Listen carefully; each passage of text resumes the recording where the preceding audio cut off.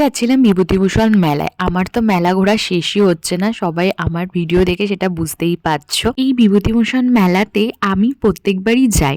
আগে ভিডিওগুলো দেখলে বুঝতে পারবে, আগের বছরও গিয়েছিলাম এবং ব্লগও করেছিলাম আমি। এটা একটা গ্রাম্য মেলা, এটা অনেক দিন ধরেই হয়ে আসছে। গোপালনগর হাই স্কুলে বিভূতিভূষণ বন্দ্যোপাধ্যায় চাকরি, আমার বাবাও ওই স্কুলেরই শিক্ষক।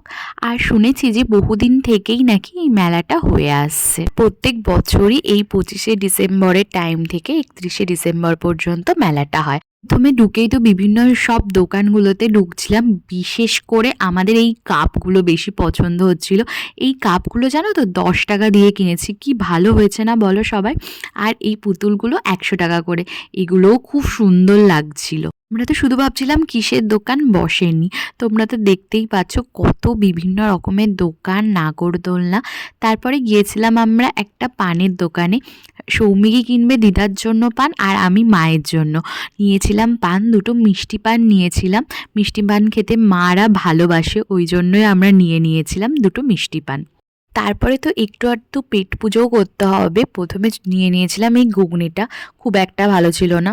তারপরে আমরা একটা চিকেন পকোড়া নিয়েছিলাম, মানে ফার্স্টে দেখার জন্য কেমন লাগে। তারপরে এই মিষ্টিটা নিয়েছিলাম, কি মথুরার কেক বলছিল, কিন্তু খুব একটা ভালো লাগেনি। এই যে আমরা দুজন ঘোরাঘুরি করছি, এই যে এখানে বিভিন্ন রকমের এক্সিবিশনের গাছপালা ছিল, আর বিভিন্ন হাতের কাজের জিনিসও সবাই দেয় এখানে, খুব ভালো লাগছিল। আর তারপরে এই যে বেতের কাজগুলো, এটা না প্রত্যেকবারই ওরা করে। সবাই জানিও কেমন লাগলো। Bye bye, tata, good night.